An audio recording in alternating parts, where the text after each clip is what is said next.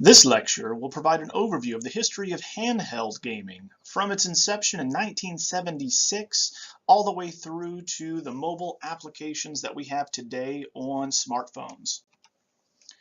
Now, from the earliest days of video games, handheld gaming had been an irresistible allure to both developers and players. Video game consoles, of course, were bulky. Their wires would trail everywhere, and they would require one television, and perhaps you might only have one in the house in the 1970s. The handheld system, on the other hand, was portable, it was self-contained, and it was never an inconvenience for the rest of the family. Now, the characteristics of the handheld led to a unique style of software development where the principle, much like arcade games, would be of short play sessions that would be applied to text adventures all the way up to universe-spanning epics. The very first handheld games would be devised and would be developed by Mattel, especially in a series of calculator-like devices that played single games, mostly sports games. Examples are going to be as follows from football, baseball, basketball, then even missile attack and computer chess. They were extremely simple LED-based machines with tiny displays that have aged badly if you go back and try to replay them today. The conceptual leap forward would be Milton Bradley's Microvision of 1979, which was the first handheld to resemble a console and used interchangeable cartridges. But unfortunately, the screen was only 16 by 16 pixels, and there were many technical problems to speak of. Static, for instance, would permanently ruin cartridges, while the buttons could be easily damaged through general and casual use. Now, this was quickly discontinued after these problems became evident.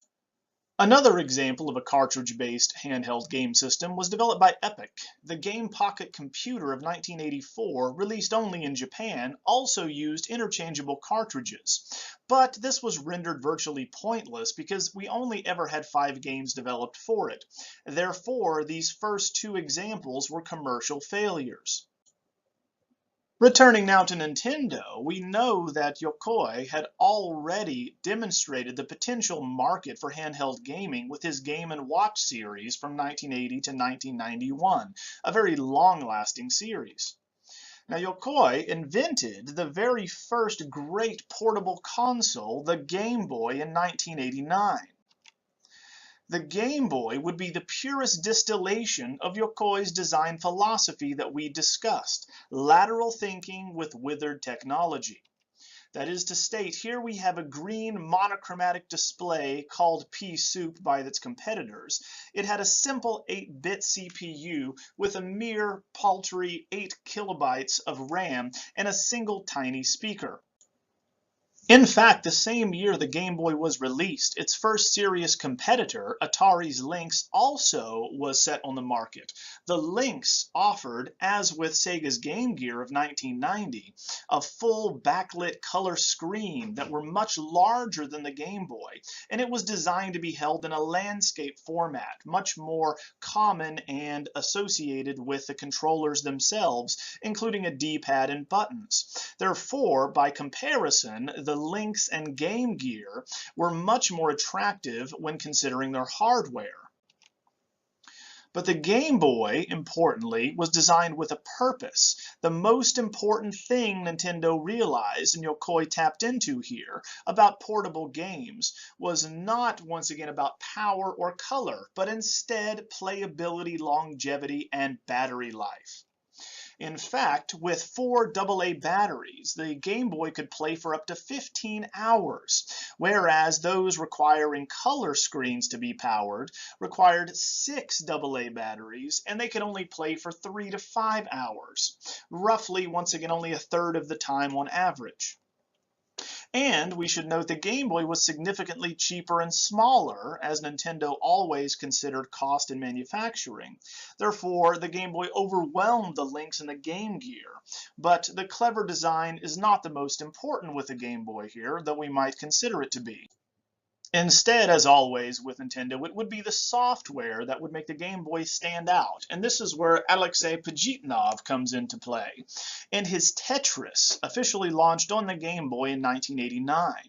Here we have the real weapon, the pack-in title, which was outstanding software that Nintendo always delivered. And here we have the all-time classic. Now, the history of Tetris is, of course, quite interesting. Pajitnov is going to be an AI researcher in the Soviet Academy of Sciences at Moscow. Now, he would, as part of his job, test new hardware, and in doing so, he would design simple games. For the Electronica 60 in 1984, he created a physical puzzle like one that he had played as a child in Russia. He would make the games into pentanamos. These are shapes formed of 5 blocks, but there were too many variations. Therefore, he settled on tetranamos with 7 variations. Now, the Electronica 60 had a display that was text only, and so the shapes that he created were formed out of letters, therefore typographic letter forms. Now, we find that Pajitnov is going to create a program that had the player stacking these letter forms neatly as they fell from the top of the screen. Now, this would be completed in horizontal columns that would disappear, and this is the key mechanic behind Tetris as it became known. Now, Tetris combines the 2 words tetranamo and Tetris, and he showed it to his colleagues who immediately became addicted with this game. They, in turn, ported it to an IBM PC, and it spread throughout Europe. Following this, a British developer, Andromeda, tried to illegally secure the PC version rights and distribute it themselves. In order to end this legal battle, Pajitnov ceded the rights to his game to Elurg, the Soviet Ministry of Software and Hardware Export, for the period of a decade. Now, by 1989, there were a half-dozen publishers that were licensees of this particular game, but it finally came to Hank Rogers, who had a very close relationship with Nintendo, and he persuaded the Nintendo of America chief, Minoru Arakawa, that Tetris could be a great up-and-coming title.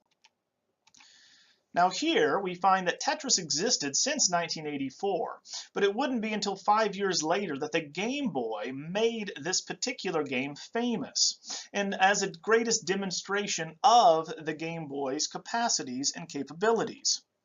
It is a perfect puzzle game because the mechanics couldn't be recreated in the real world. Then there's not a single element associated with it that could be changed or removed to make it better. Now, it works in layers and is easy to play, as there are abstract shapes. There's a fixed bucket of playing field that are very visually clear, and the controls are very simple. It is instantly comprehensible even to someone who has never played any type of game like it. Now, as you build these shapes together, you make lines disappear and it speeds up. The random elements of which shape comes next means that mistakes will inevitably happen as you play.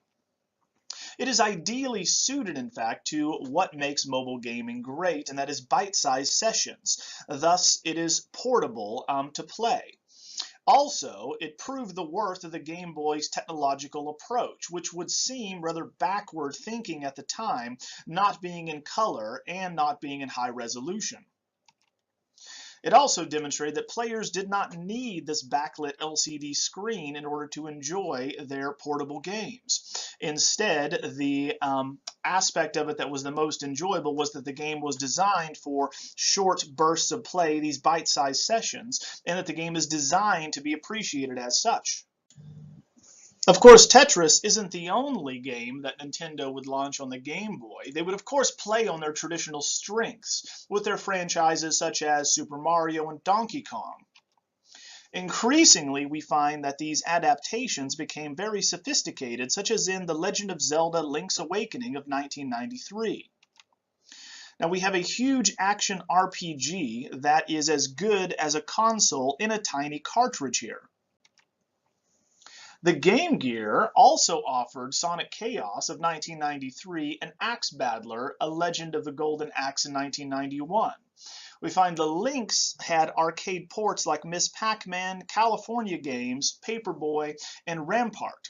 So we find that these are going to be challenging Nintendo for supremacy, but they fall short in sales. They're all good games, but unfortunately the quality and quantity of the Game Boy software that kept coming ensured that Nintendo would stay on top in the handheld market. The momentum would be unstoppable when we find a game is launched that was inspired by, of all things, bug collecting. Tajiri would be the mind behind this new game that would become known Pokemon Red and Pokemon Blue, launched in 1998.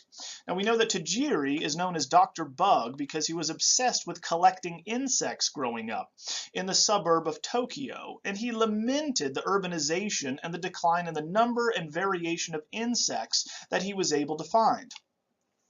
Now, the structure of Pokemon remained unchanged over countless iterations. It is a top-down RPG, much like Zelda, where the player moves between towns and wilderness. It does sound familiar.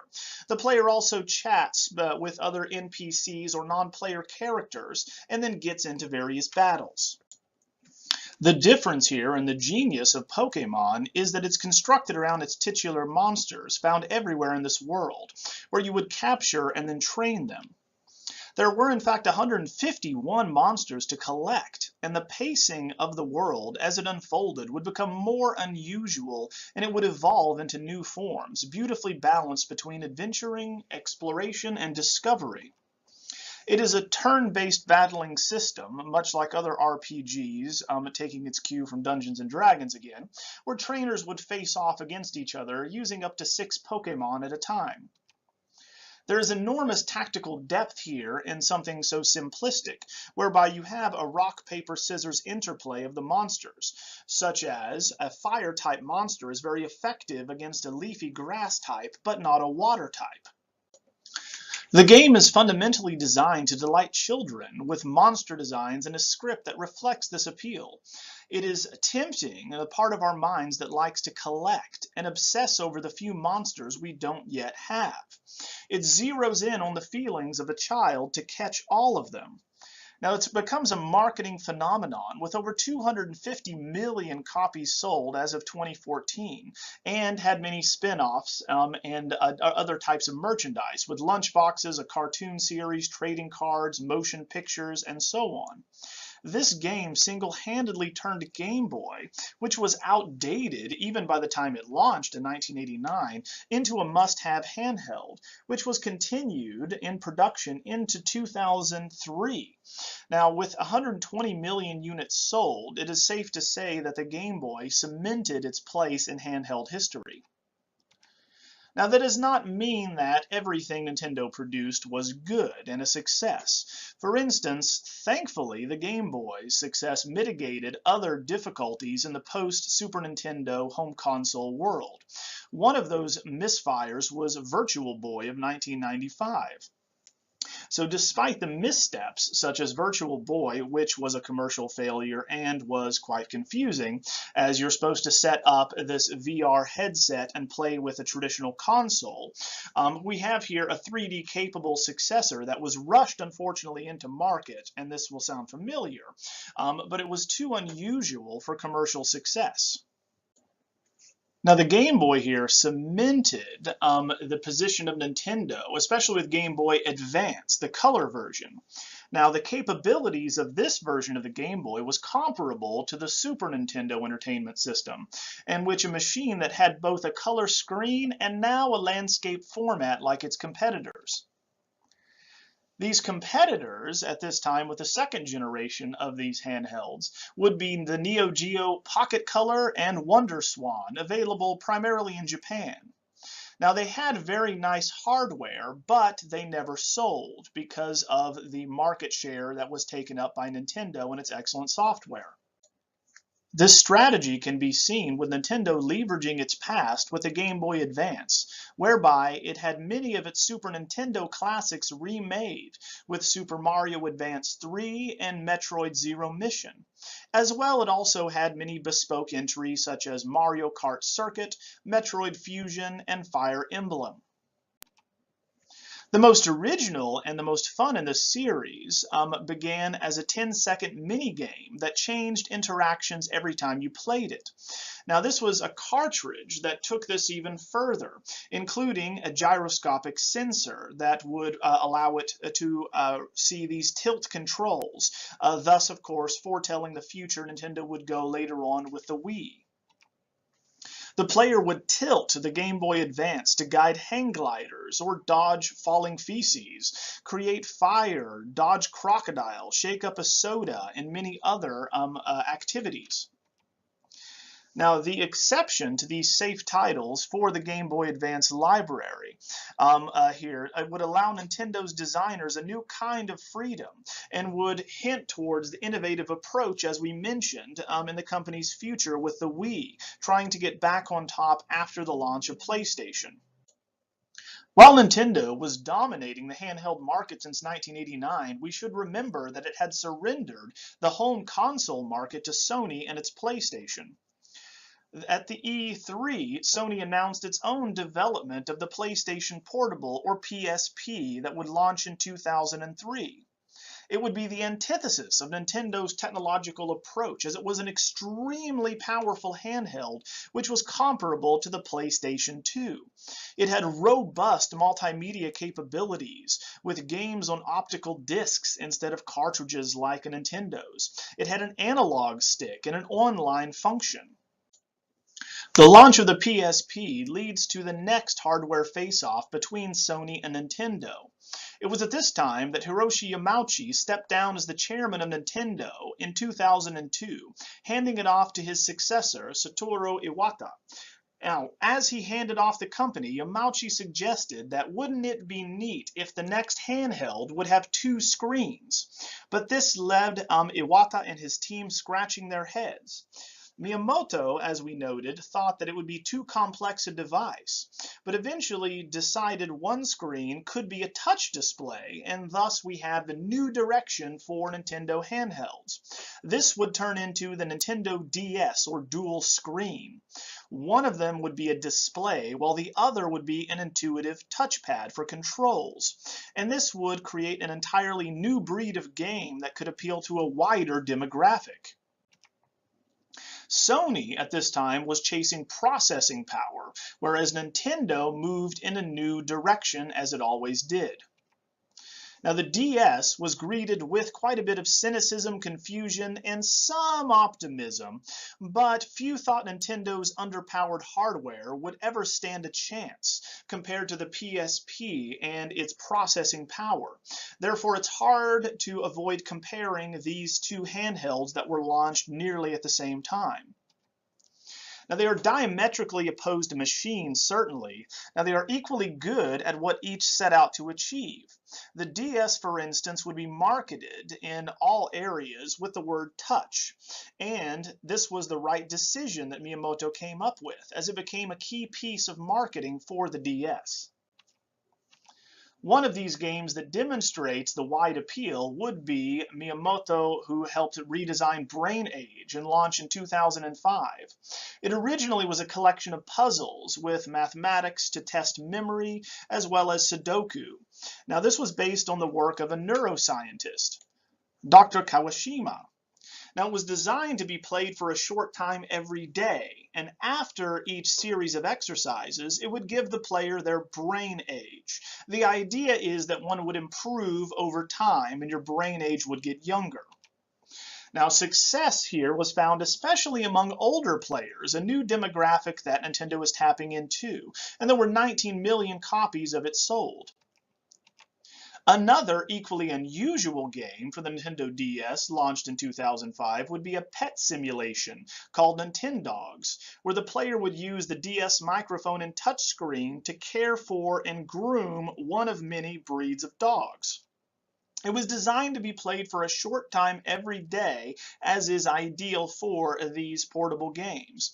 And it makes clever use of the system's internal clock and calendar, and is also keyed into the dog's behavior. If not played for a while, for instance, upon returning your dog would be hungry and dirty. And it is not a traditional game in the sense of having a win state. There is no end goal. It is simply the act of looking after a virtual dog. Now, this met with widespread derision from a traditional demographic of gamers, but attracted a new demographic that Nintendo was finally able to tap into: female gamers. Now, this became the single best-selling DS game ever published, if you can imagine. This did not mean that Nintendo did not leverage its strengths. Again, Kimura would come up with new Super Mario Bros. For the DS in 2006. This classic series would be reimagined for a new audience, with a new visual style and slightly slower pacing for said new audience. Now, this proved to be enormously popular. Now, the more traditional structure that we find with The Legend of Zelda would now be controlled in this classic series reimagined through the touchscreen interface. So we find that Hayashi is going to come up with the Phantom Hourglass in 2007. It is a complex and technically demanding game, made simple to control by the addition of the touchpad with the DS. The DS also had the greatest library of any handheld, arguably, with a great diversity of offerings, and it is impossible to accurately convey the sheer range here. The best matching games, for instance, like Rhythm Heaven, would be released in 2009 alongside Japanese role-playing games like Dragon Quest IV, or other puzzlers like Picross, or once again Grand Theft Auto Chinatown Wars, to give you an example of the variety. And you also even have, very strange for gaming systems, a courtroom drama called Phoenix Wright Ace Attorney. The installments in the series would also continue, such as Castlevania, Pokemon, and Mario Kart.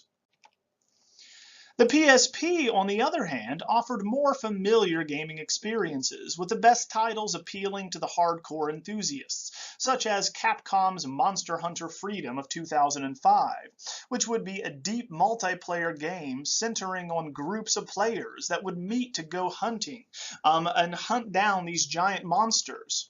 If you defeat the monsters, they could be carved up and made into costumes or weapons. This was very popular, especially in Japan. The combat system here is a top-of-the-class example of system design, built around learning how enemies attack and their attack patterns, but also what each weapon's capabilities actually are. The surest way in Monster Hunter Freedom to be knocked out of the game is by overextending oneself, and so understanding both your opponent and the weapons are crucial.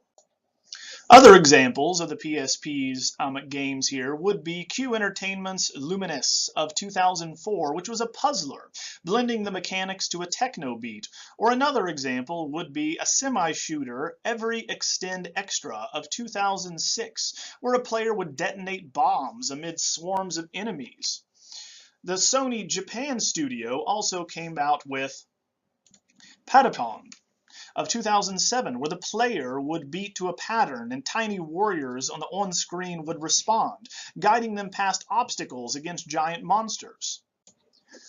Despite this range of entries, the PSP's finest moment would arguably be Metal Gear Solid Peace Walker of 2010, which the series is of course built around large continuous environments and ongoing narratives. What we have here with Peace Walker is going to take that and chop it into more manageable bite-sized missions. These would all be tied together with the idea of Mother Base, which was a hub that players would return to between missions and make it more manageable. It is an ever-present entertainment and ongoing project. Now, what is interesting is what actions occur in the game impact what is happening at Mother Base. It is in fact a stunning achievement and one of the only games that goes out of its way to use nearly all of the PSP's hardware features. Now, the PSP would be discontinued in 2014, selling 80 million units. What is telling about the success of this particular war would be that the DS has a better strategy that proved right, because it's still being produced and currently stands at 155 million units sold by 2015. Now, what is strange is what Sony did next. Their strategy is then to pursue the same type of unit in the PSP successor, the PlayStation Vita. It is an absolute powerhouse with beautiful and a crisp OLED screen. It adds a second analog stick, just like the PlayStation's controller. But the major change is that it added a back-mounted touchpad, although it's rarely used in any of the games. With the Vita came new versions of the strongest titles in the PSP library, such as Luminous Electronic Symphony of 2012, and new highlights like Persona 4 Golden in 2011. And they even improved upon earlier versions of classic RPGs. We also have the light speed shooter Velocity 2X Ultra of 2014. But still, we find Sony struggles with only 8 million units sold worldwide since 2015. The main reason for this, and also of the decline in mobile gaming in general, would be that we find there is a rise in mobile gaming on smartphone devices and tablets. Now, the successor to the DS by Nintendo would be the 3DS, and it sold 45 million worldwide over the same time frame and competed with Sony's PlayStation Vita. The subsequent 2DS was cheaper and more robust compared to the hardware of the 3DS. It had more power and improved upon the online features, and was also backwards compatible with the enormous Nintendo DS software library. Now, it was less radical than it appears because the screen can project a stereoscopic, as far as the 3DS is concerned, a stereoscopic 3D image without glasses. Now, unfortunately, this is why they launched the 2DS, because few players ever used the 3D option. It was an entertaining gimmick, but not as practical for playing on the go. And we find here that Nintendo had its own list of titles for this new 3DS. The Fire Emblem Awakening, Monster Hunter 3 Ultimate, which of course Nintendo would take away from PlayStation as the latest biggest selling series they had, and many 3D makeovers such as Super Mario 3D in 2011. As can be seen from this short review, the history of handhelds is really the history of Nintendo handhelds. Since its debut, facing many competitors, the Game Boy came out on top as the original handheld, but only the PSP could reasonably be called a success in comparison. Sega had failed to compete with it, as did Atari. Now, it would be the rise of mobile gaming that would provide the biggest challenge than any other gaming company to Nintendo. The history of the rise of mobile gaming can be traced back to people like Sinclair and Tramiel, who would once again try to bring computers to the masses. Now, these computers would be Trojan horses for interactive entertainment. But most widespread way to play games turned out to have nothing to do with the PCs or consoles or even handhelds. Instead, according to the latest Pew Internet Project research, 91% of American adults own a mobile phone and 50% download apps. The most popular on the gaming platforms were Google's Android and Apple's iOS. The first of these Trojan horses would come by way of the Tetris, being released on mobile phones, specifically the Hagenook MT2000 in 1994.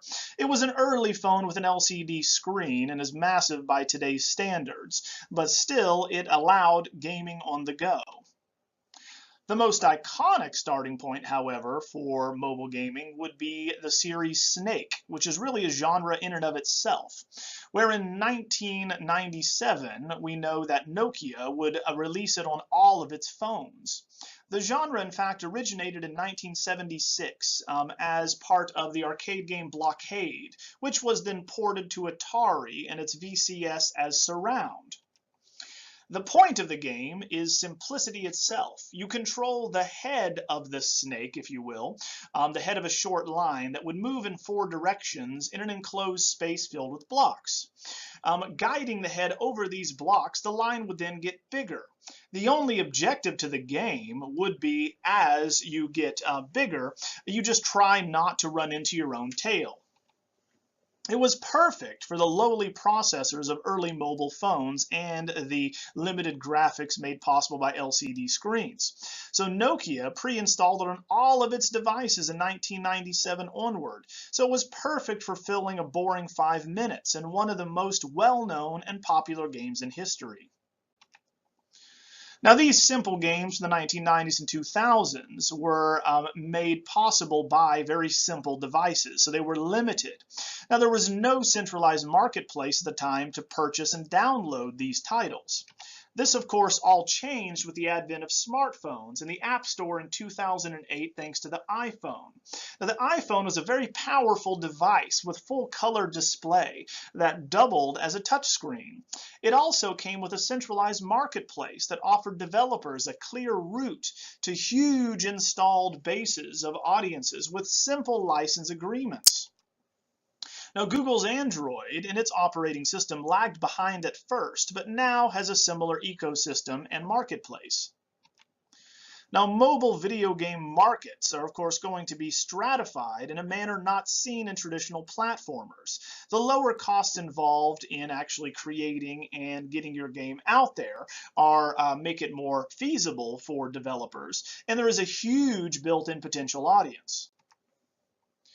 Now, the example of this early type of iOS success story is Backflip Studios' Paper Toss of 2009, a year after the App Store launched. It is a game whereby you flick the screen to send a wad of crumpled paper towards a trash can. That is the entire game. That's the entire point. It was fun enough with the right amount of depth and controls to make it successful, but it never would have existed on a traditional platform for several reasons. The control method, number one, was too simplistic. It had an ad-supported business model, so you have pop-ups that keep coming up that make it free to download, but mobile players don't mind that. They expect this if it's free. The first genuine phenomenon for mobile gaming is arguably Rovio's Angry Birds of 2009, whereby you would pull back a catapult's elastic to aim a rotund bird at various physics-enabled structures, housing a collection of snorting pigs. The aim of each one of the stages and the point of the game is to destroy all pigs.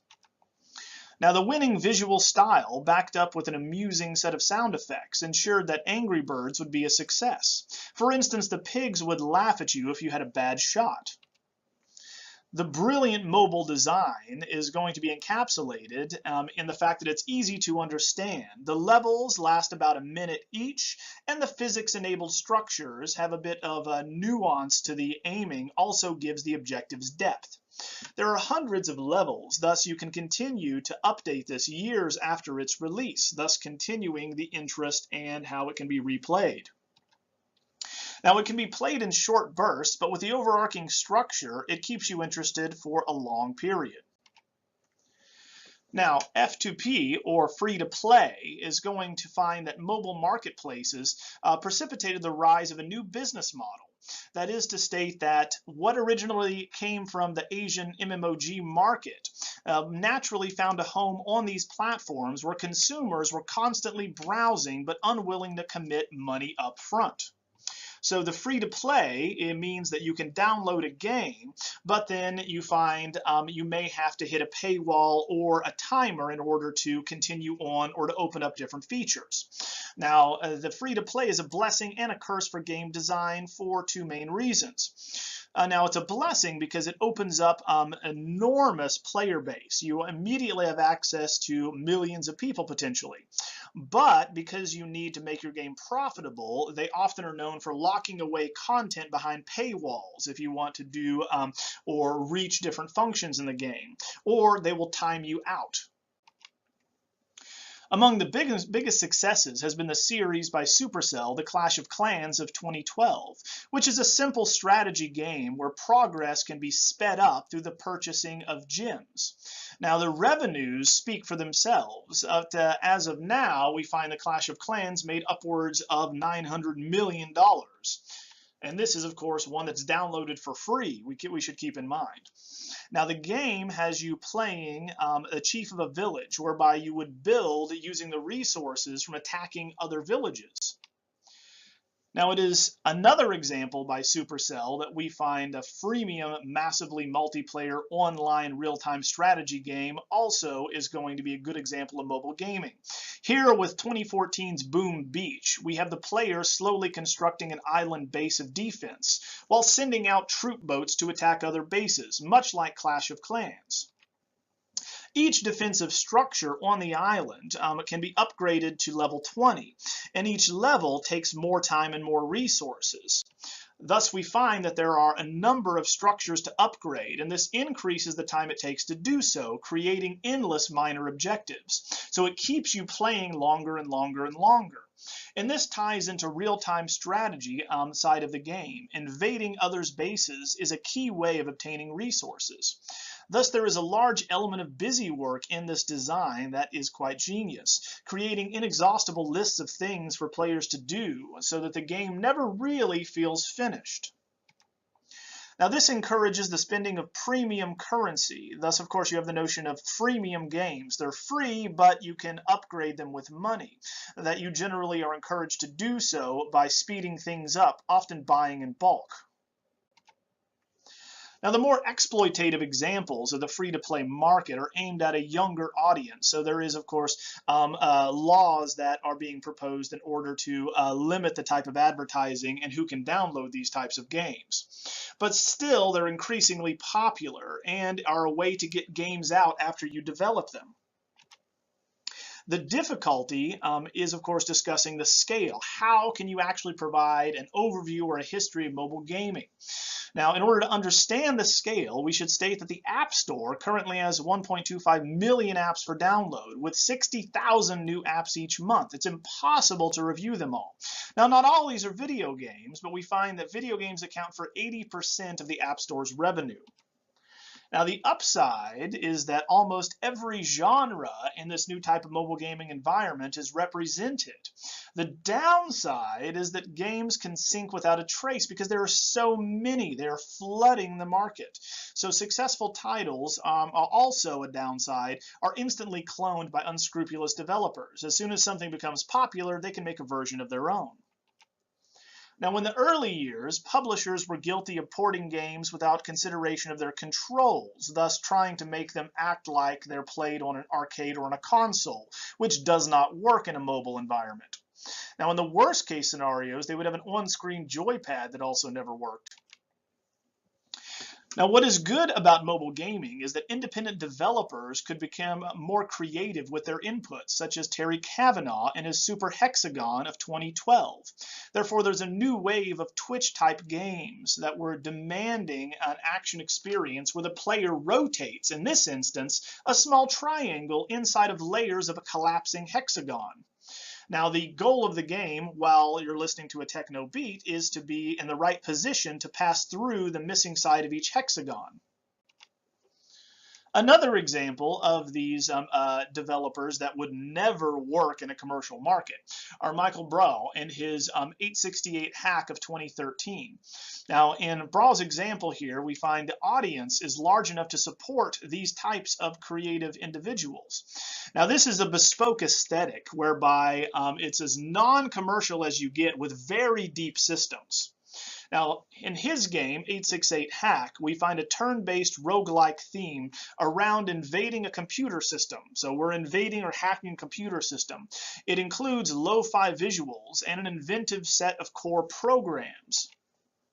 Now, every playthrough in 868 Hack is its own particular style. Therefore, it's infinitely replayable, though complex. The last that we'll discuss is Simogo's Year Walk of 2013, which subverts everything you would expect about a mobile game. It is in fact an adventure game, but mixes in puzzles with a dark piecemeal narrative, and depends upon the player putting everything together without explaining it. It is the exact opposite of bite-sized playing experiences, considered more traditional for mobile gaming. It subverts the expectations of mobile games and presents a rich experience instead. Now, the increasing power and reach of mobile devices means that we have the largest single audience for video games in history, and will remain the largest single audience in the immediate future.